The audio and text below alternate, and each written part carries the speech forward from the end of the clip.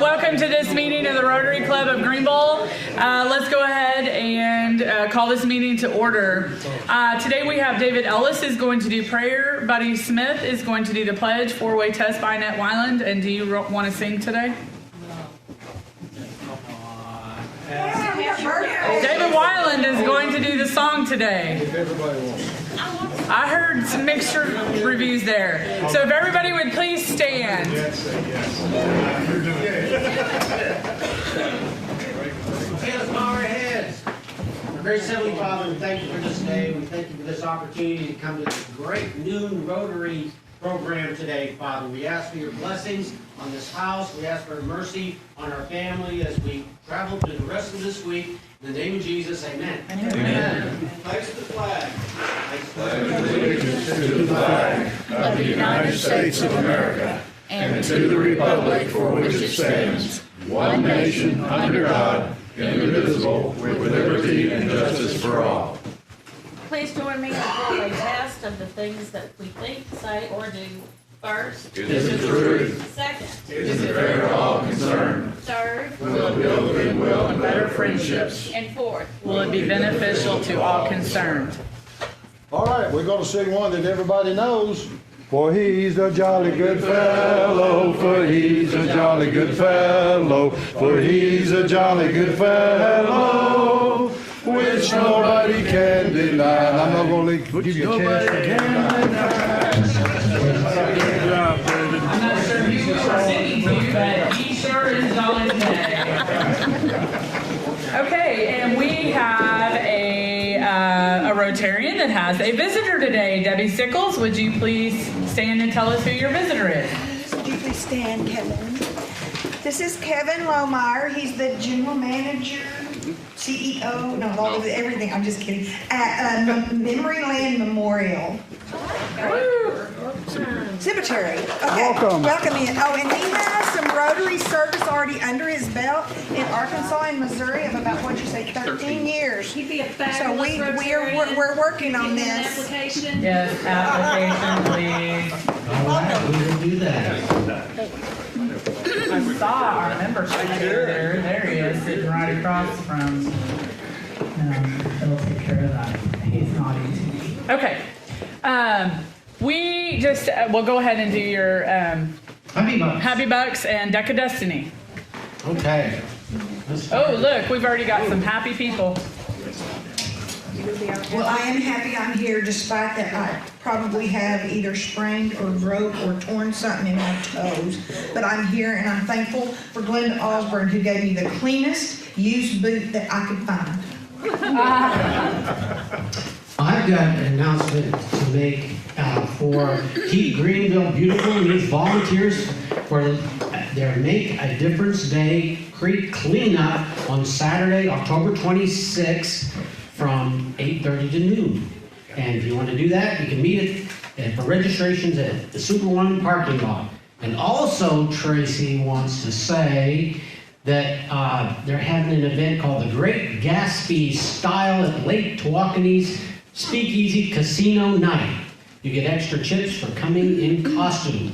The date is Saturday, the 9th of November, and the tickets are $40. So if you're interested in that, Saturday the 9th. Okay, who's next? Who's happy? Here we go. Ooh, we got lots of happy You people. guys aren't that happy. We're not that happy.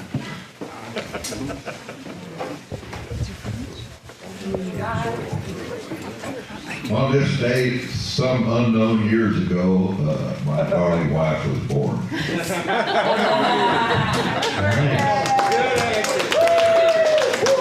Way back when. All right, Larry. No, I was looking at Larry. I want to give happy Country Buck and congratulate Brother Rich Carter. My mother-in-law spent 4 days out there, and I have to say that the nurses took wonderful care of her. Okay. Very nice, Larry. Just happy, okay. Ooh, I know what you're happy about. Yeah, probably you'll read this. We leave tomorrow, go to Rome, Italy, and then we're going to spend 3 days there and go on a 9-day cruise after that through the Greek Isles and other Italian ports, and I'm psyched. I'm so sorry for y'all. Well, I'm happy enough to put a 5 in there, and to tag along with what she just said, I got an email this morning from the American Embassy in Rome, Italy, advising me that there's 60,000 protesters who signed up to protest in 2 different locations Saturday in Rome, Italy, while we're there. You think it's going to be a traffic jams? But the other announcement I want to make, I have got tickets here that Britain Chevrolet gives away a new car every year. This is the Chevrolet Cruise, and they give tickets to 4 different organizations to sell. And the tickets that I've got, and this is not all I've got more in the office, the proceeds will go to community seeds. The tickets are only $2 a piece. Wow, what a bargain. And the drawing is going to be sometime in December. I don't know the exact date, but today, since I walked in the room, I've sold over 100 tickets. They're easy to sell, and I'd invite some of you that got contacts and businesses, get a 50, get 100 from me, and then in 3 weeks when we get back, you can pay me then. I'll let you have tickets on credit. All right. Okay, you trust these people. Bill?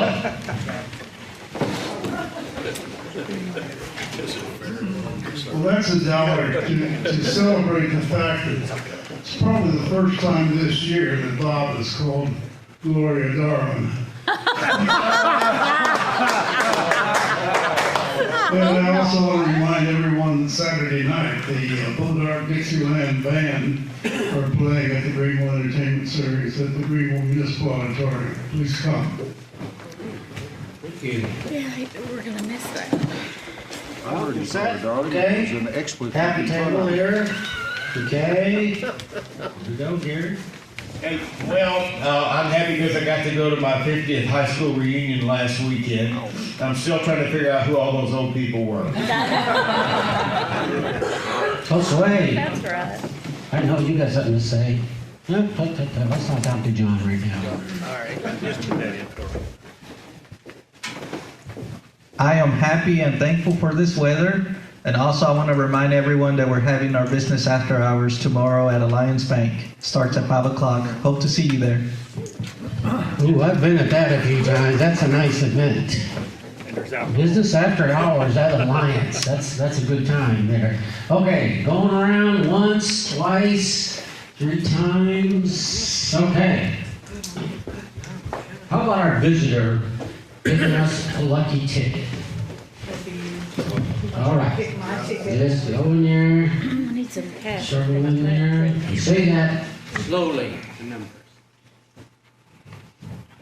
347831.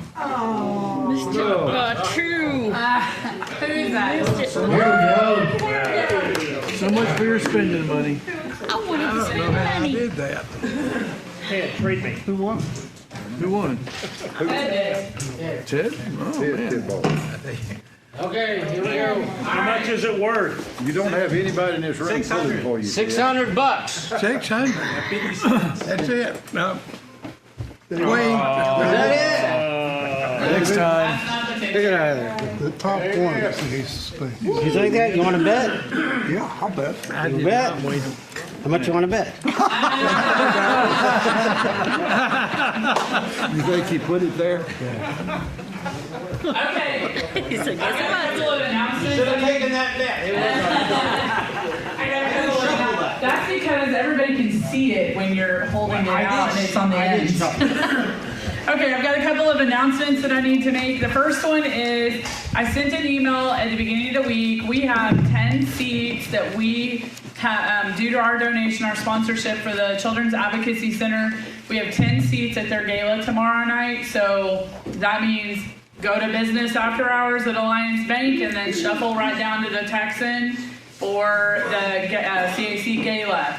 I have had 8 people respond, but I still have 2 seats available, and I need 2 Rotarians to come and let's represent Rotary tomorrow at CAC. I don't know if you guys have ever been to any of their events, but they are above and beyond. These are out of this world. And in fact, tomorrow is a Back to the Future themed event at the Texan Theater. So please see me afterwards if you can make it tomorrow evening to the CAC Gala.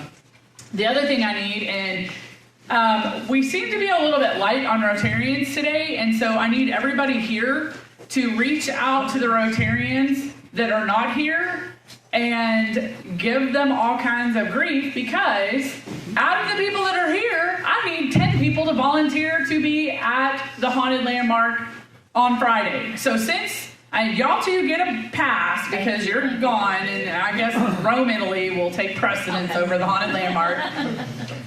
This Friday especially is Greenville's homecoming. So we are going to be extremely light on our volunteers because many of the kids that normally volunteer will be going to homecoming. So I see everybody looking at the floor and looking at their phones, and everybody needs to look up here at me. I've got 2. I know, Larry, you said you can't be here, correct? You're going to be out of town. I know, yep, John's going to be there. Is there anybody else out of this crew? Kamie's checking on it. Jason, I see you looking down, but I've already told you you're going to be there, and he's bringing his 18-year-old son. So we need 10 representatives from Rotary, whether it's you or it's a child or a grandchild or your next door neighbor. I need you to go out in the next couple of days and say, Rotary needs you. This is not a case of, hey, I'm just going to ignore this. This is a big deal because on Saturday night at 6 p.m., I start makeup and costuming at 5. This last Saturday night at 6 p.m., I had 10 people. And I had to start begging and borrowing and pleading to try to get some other actors there. We can't run the house with 10 people. That's not a good fundraiser. That's not a good way to do business. But we ended up getting plenty of people because the kids all called their friends in, and it was fantastic. And the feedback we are getting is absolutely phenomenal. It's off the charts. They are loving the haunted house. So please make sure to talk to people you know in your life.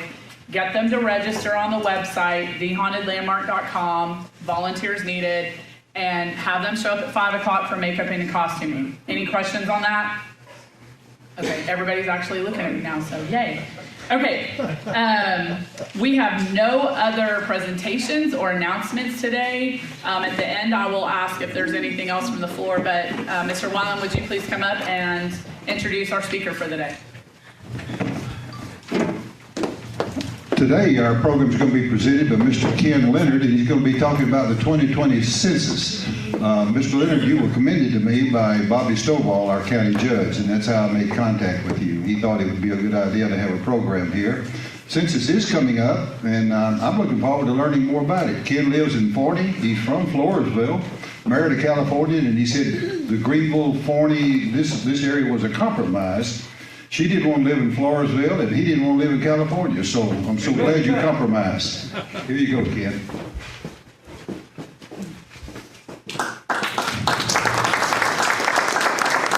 All right, well, it is great to be here in Greenville. I love Greenville. I know a little something about y'all because I know who Audie Murphy is. And anybody that came from Hunt County, the folks that are here in Hunt County have got to be awesome. But like I said, we live in Forney, and on the topic of census, Forney has seen incredible growth. Oh, yeah. I don't know if y'all knew, but I'm a recovering county commissioner myself. I served 8 years as a county commissioner in Kaufman County. And the county doubled in population in the time that I was county commissioner.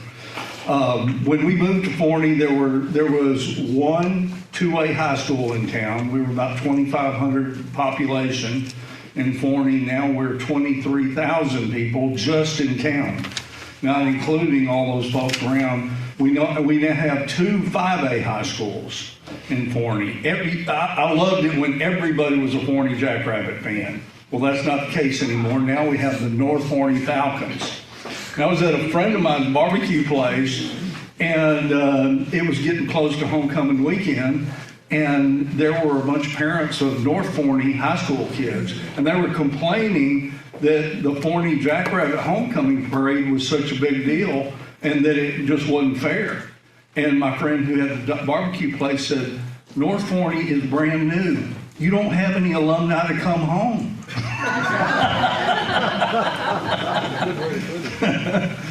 But thank you for coming. And I used to be a Rotarian there in Forney, but for about the past 9 years, I've done disaster relief, first for the Red Cross and then for the church.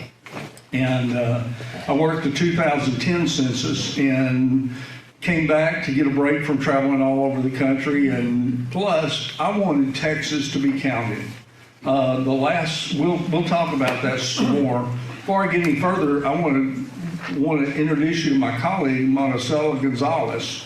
And this is actually her area, but I was hired before most partnership specialists, so I made the contact with Judge Stovall just after Judge Horn died, and he was appointed, and Judge Horn was a good friend of mine back when I was a county commissioner. And but I'm going to have her say a little something here at the end. And one thing you will like is, being a former recovering politician, I know that if you talk too long, they won't vote for you. So I won't be going on forever, but I will give you your money's worth. And lunch was terrific, by the way.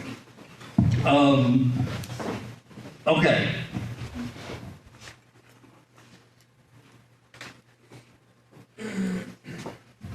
Okay, the census. The census is Article 1, Section 2 of the U.S. Constitution. That's where it comes from. There's two things. One, what's the original intent of the census? Anybody know? To determine the number of representatives. Exactly. Apportionment in Congress is tied to census numbers, and that's why the census is in the United States Constitution.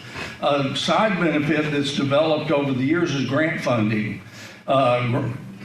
I served a number of years at the North Central Texas, the Council of Governments Regional Review Board. And that board reviews grant applications and decides who gets funding for water projects, sewer projects, and things like that. The primary question, the make or break question, is how many low to moderate income people are going to be affected by this census. And it's not just water and sewer projects, and it's not just projects that go through that committee. Healthcare, hospital funding, schools, you can just go on and on and on. Law enforcement are all tied to census numbers.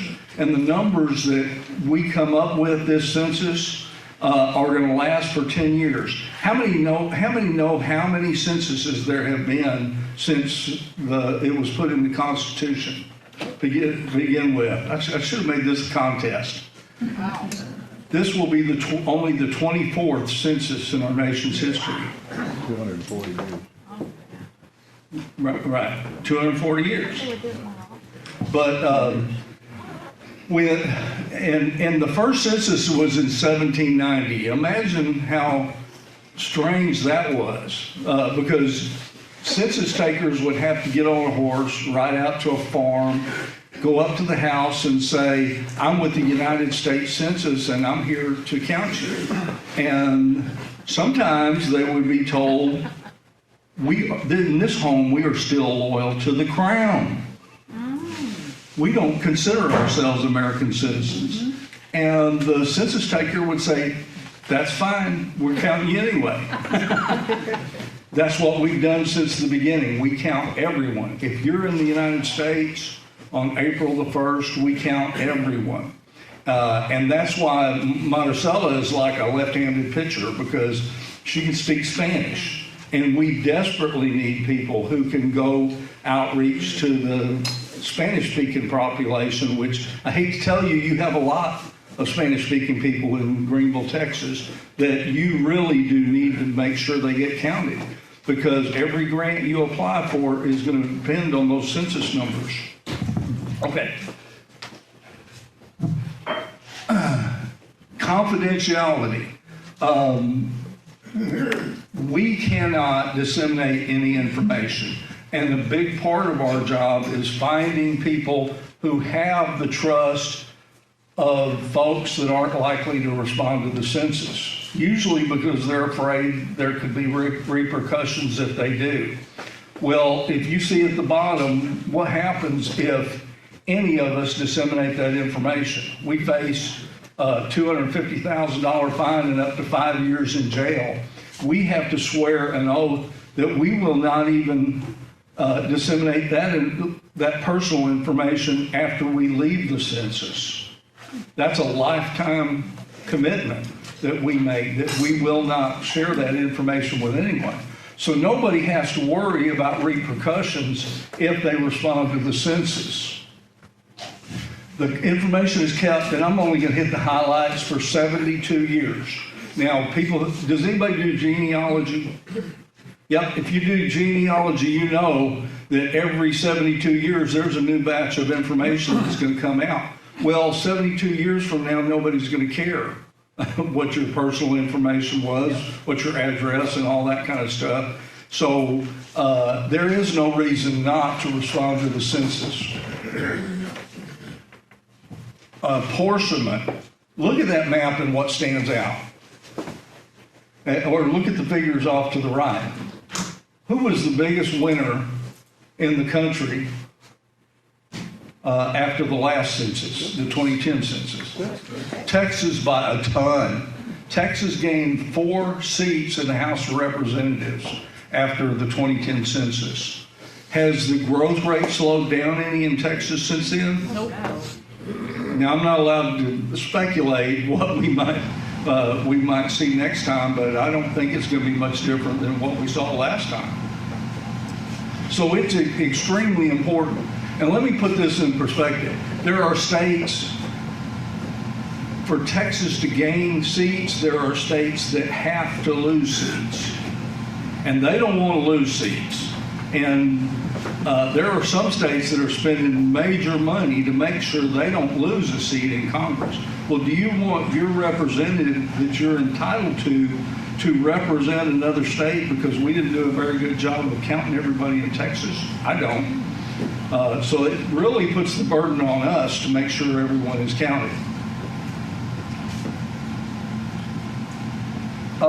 Annually, $675 billion are distributed back to the states and back to counties and local communities in the form of grant funding. That's not money that's really not money that Washington is giving us. That's our own money. They just decide how to give it back to us based on census numbers and other factors, but the primary factor is census numbers. They use it to decide legislative districts, not only in Congress, but in the state legislature and the state senate, in the county courthouses, your commissioners' precincts, and your justice of the peace precincts, constable precincts. Inside the city, a lot of times it depends on what system you're under. The city council districts are decided by census numbers. The TxDOT uses census numbers heavily to decide future transportation needs. So if you're in a place like Greenville, Texas, where you know the growth is coming, you need TxDOT to have all the tools in their toolkit to figure out when it's time to build roads in Greenville, Texas, and in Hunt County. Housing assistance and rehabilitation loans. Designing facilities for people with disabilities, elderly and children. This is kind of the cool part. For the first time ever, we're introducing new technology to the census. Before, who remembers when you either got the short form or the long form? And nobody wanted the long form. Everybody hoped against hope they got the short form. Well, first I can tell you, even if you do a paper census, it's going to be the short form. If you do any census, it's going to be the short form. We now handle everything else through the American Community Survey, which is an ongoing effort that uses sampling and estimates, that kind of thing. The census is based as nearly as we can on actual numbers, and it only takes place every 10 years. But for the first time, you'll be able to respond to the census on the internet or on the phone. So, and it's only like 9 or 10 questions. 12 questions. It's only 12 questions. There's no deep, dark personal questions on there. And and I think we're working on an app to do it on the phone also, which will be great for young people because they'll look forward to answering the census on their cell phone. We count everyone where they are on April the 1st of 2010. Is there a college here in Greenville? Commerce. Oh, yeah. TJC is here. TJC, yeah, I'm an East Texas State alumni. Why would I even ask that question? Because it's not in Greenville. It's not in Greenville. But college students are real hard to count. Now, the ones that live on campus are easy because we have a group that counts group quarters. They count nursing homes and jails and places like that. Right now we're talking about, sorry for the politically incorrect term, they call them man camps, but I keep telling them y'all need to get with it. They're person camps because there are women that work in the oil patch, but there are man camps out in the oil patch. But students who live off campus, and especially students that aren't American citizens, have no idea that they're supposed to be counted. The ones that are just that live here, but they're just away to college, assume mom and dad are counting them back home. Do y'all want them counted out in South Carolina, or do y'all want them counted in Commerce, Texas? You want them counted in Commerce, Texas. So we have a job there, and the mayor of Commerce is working with us to make sure everybody is counted, not only in Commerce, but that the college students are counted as well.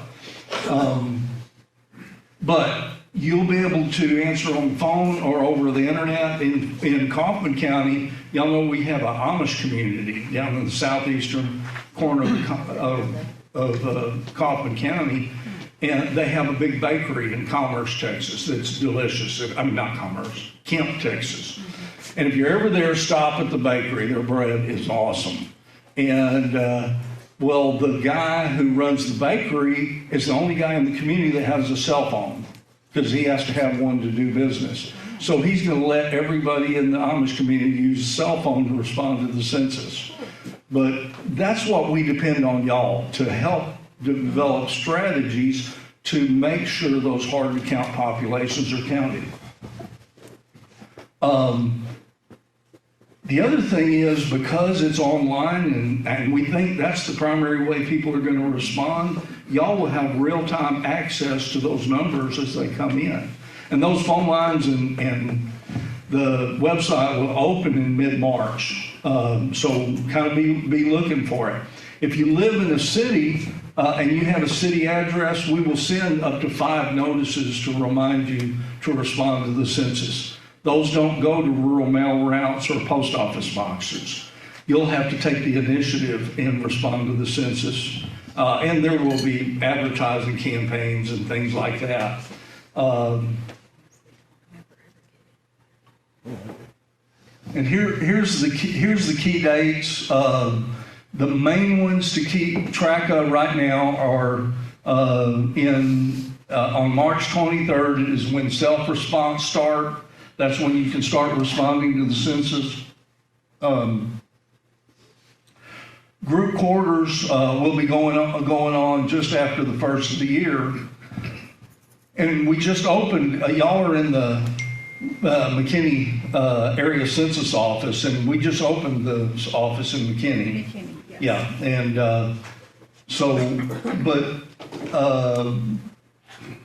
in May is when non-response follow-up starts. And I don't know why, we call it NARFU, and people outside the census don't know what NARFU means, but that's when a census taker comes to your door. And I love telling this story, and I'll get in trouble for telling it sometime, but until they make me stop, I'm gonna keep telling it. The last census, I worked the last census, and in the Dallas area, we hired a little person as a census taker. Well, he went up to the door of a house where the only person that was home was a mentally challenged guy like my youngest brother, who had never in his life seen a little person. And of course, he thought he was a leprechaun. So he grabbed him and put him in a closet and would not let him out of the closet. And the guy is my hero. He said, I knew he wasn't going to hurt me, and I knew eventually somebody would come home and let me out of the closet. And I had a full charge on my cell phone, but I wasn't going to call the cops because that would just cause a big commotion nobody needed. So I just took care of business on my cell phone in the closet till Mom came home, and of course she was mortified when she got home. She let him out of the closet. But like I said, that guy is my hero. I could just see my youngest brother doing that exact same thing. Only he gets out a lot. I mean, he's not homebound at all. We will finish data collection in August. December 31st is when we give raw data to the president, not personal information. We just give the data to the president of the United States. And then on April the 1st, 2020, by April the 1st, 2021, it may be earlier, that's when the Washington disseminates that census data to the states, and the states disseminate it to counties and cities and school districts and water districts and everybody else that needs that information. And we're not allowed to be involved in redistricting at all. So that's about all about redistricting I can say, is that it starts after April 21st of 2021. The way we get people in the areas that are hard to count, individuals that are hard to count to do it, is by forming complete count committees. And I've already talked to Judge Stovall about forming a complete count committee. And it's whoever has the trust of those hard to count populations, churches, social services, schools, the Meals on Wheels program, things like that. And a complete count committee is made up of people that represent those organizations. And I would love for everybody here, if you are in one of those groups, to consider asking the judge to serve on a complete count committee, because that's how we know that they don't trust us, but we know that y'all know people that they do trust. And that's what it's all about. To get them to respond, you have to build a lot of trust. At this point, I want Marcella to talk about that a little bit, if you don't mind. What? About complete count committees and getting people to serve on complete count committees who have the trust of the hard to count. Yes, exactly. We need different groups here in Greenville. We have a complete count committee in the city of Greenville.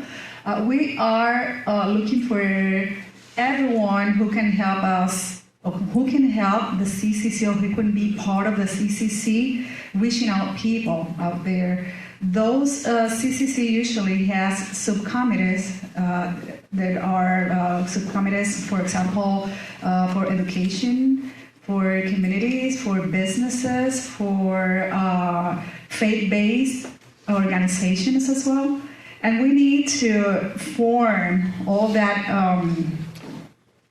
committees to help us to be sure that everyone is counted here. For example, in McKinney, we have 4 subcommittees. They're working with schools, with ISDs, with businesses, with Chamber of Commerce, with everyone. Remember, our goal is to count everyone once, only once, and in the right place. We are working right now with Hispanic groups, with other people that do not speak English. That's part of my job right now. So that kind of organization is what we need. That kind of committee is what we need. If you can help us with that kind of committees organization in this organization as well, you can be part of another CCC, or you can form your own CCC. And by the way, if y'all will let us, we want to count every one of y'all as partners with the census. If y'all get us a roster, it won't cost you a thing. CCCs, it's the highest elected official. Here, it's the county judge and it's the mayor that form CCCs for the city and the county. And as Marcella said, the city might have a CCC, but they'll probably have a representative on the county CCC as well.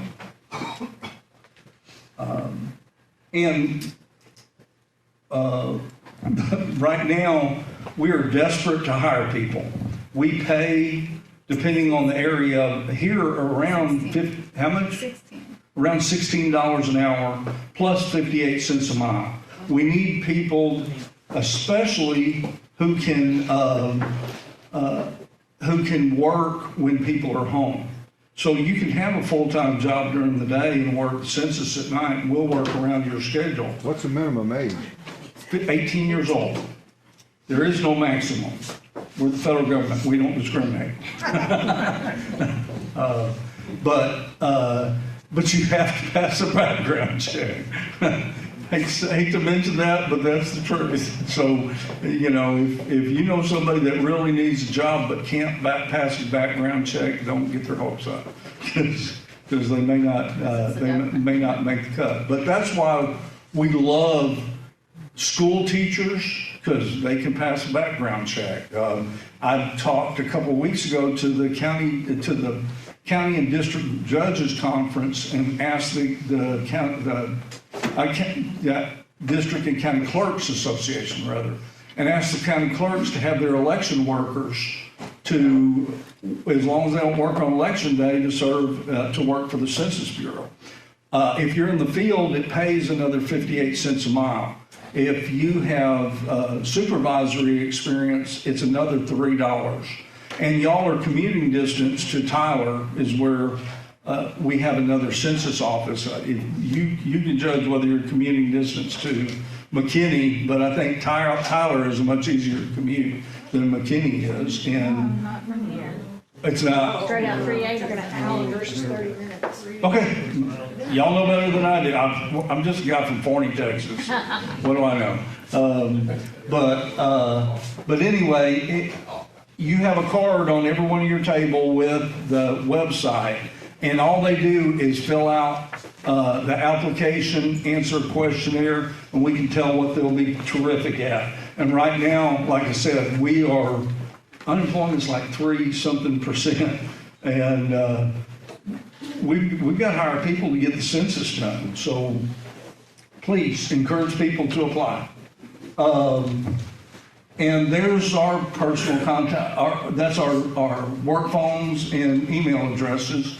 Feel free to write them down. If you need anything, let us know, and we'll open it up for questions real quick. Is it mandatory to respond to a census? Yes. Yes, it's the law that yes, you have to respond to the census. Yes, sir. Said that anybody that's in the United States on April 1st, Right. whether they're citizens or non-citizens. Exactly. Everyone. Now, not if they're just visiting. If they it's wherever they spend the majority of the year at. So if they're college students, they're going to spend the majority of the year at wherever the town is that the college is. Oil field workers, even if they, even if they live in Michigan, but they're working in the oil patch out in West Texas, they're going to be counted in West Texas, even if their family lives somewhere else. It's wherever you are on April the 1st. But we have always counted everyone who is in the country. How much time does a census taker spend? Is it several months that they're doing this, or? Yes, it'll finish by the end of the summer next year. And is it just going house to house to house? No, you're only going to the houses that haven't responded to the census. And understand, there's going to be people that won't answer the door for you. When do these temporary workers start?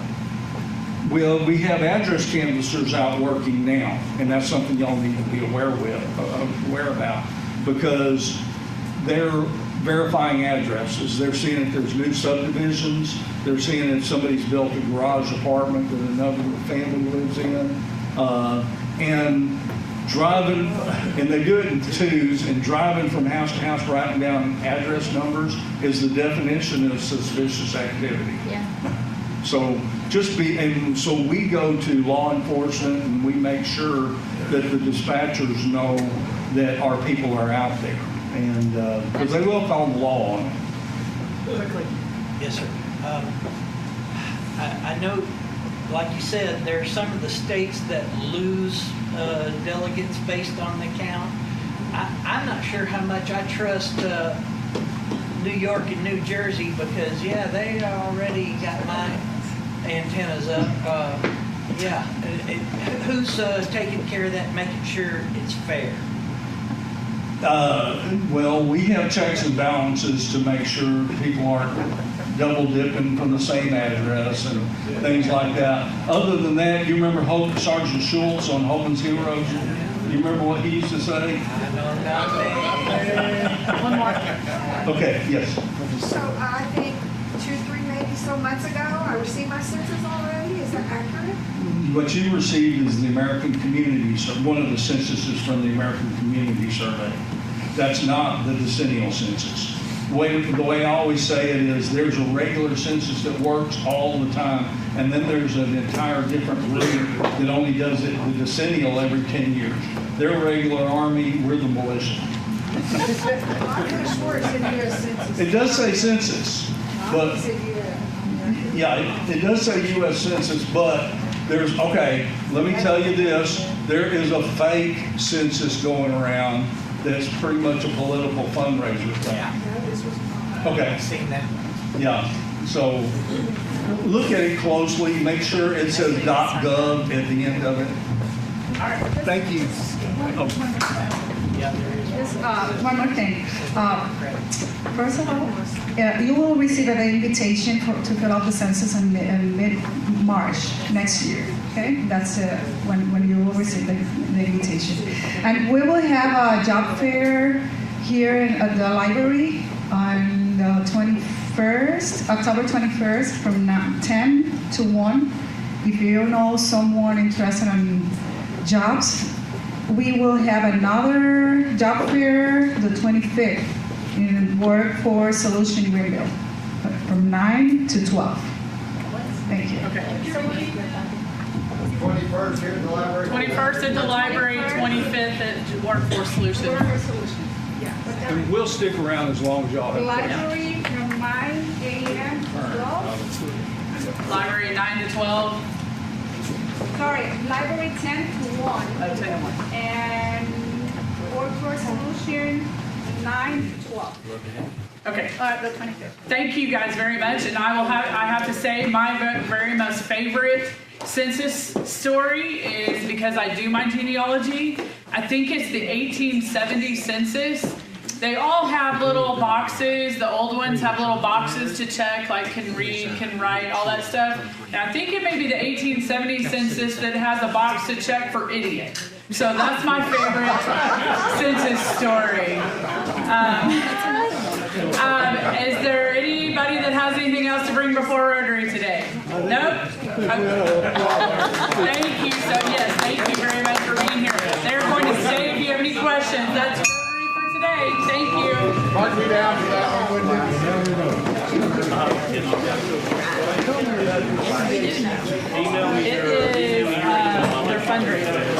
it's a big fundraiser. And we already had money set aside to give to them anyway, so we just gave them the money for the sponsorship, which also got us 10 tickets into the event. It's just an annual gala that they have. It's a big party. I've already got the plans. Yeah, the Texan Theater. On the Back to the Future. If you'll, okay, I'm sure that it's on Facebook. I don't know, maybe you didn't tell me. David, have you, I don't think so. I think it's in Texas. have you spoken to anyone about bringing wood? Turning those in. Turn these in. I know he's got.